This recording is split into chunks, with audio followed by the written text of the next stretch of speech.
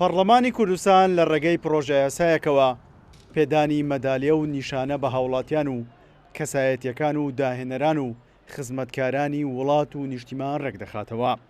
بۆ ئەوەش بە سەرۆکایەتی سەرۆکی پەرلەمان کۆبنەوەیەکی تایبەت بە ئامادەبوونی تیمی سەرۆکایەتی هەرێم بەڕێوەچوو. پرۆژە یاساکە لەلایەن سەرۆکایەتی هەرێمەوە ئارەسەی پەرلەمان کراوە و خوێندنەوەی یەکەمی لە پەرلەمان بۆ کراوە.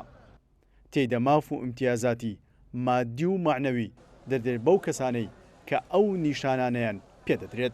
یەکێک لە مادەکانی یاسای سەرۆکی هەرێم کە تا ئێستا جێبەجێ نەکراوە هیوادارین بە ڕێگای پێشکەشکردنی ئەو یاسایە و گفتوگۆکردن لەسەری کە گفتوگۆیکی زۆر دەوڵەمەندمان هەبوو بەڕاستی. ئەندامانی پەرلەمانی کوردستانش ئاماژە بۆ دەکەن لە پرۆژەکەدا سزا بۆ ئەو کەسانە دیاری کراوە کە ئەو نیشانە و مەدالیانە تەزویر دەکەن یا کۆپی دەکەن، ئەویش بۆ ماوەی 5 تا 10 ساڵ زیندانی دەکرێن.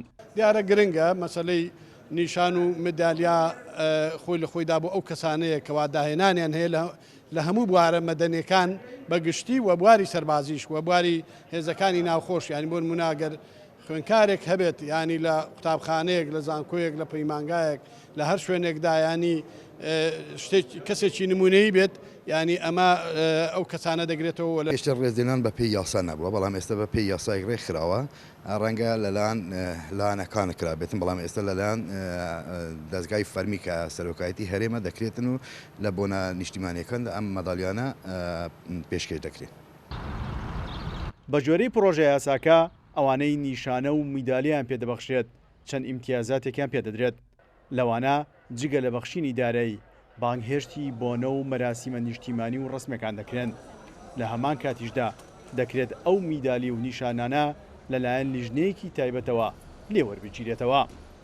سیرۆ حوسێن، کورسات نیوز، هەولێر.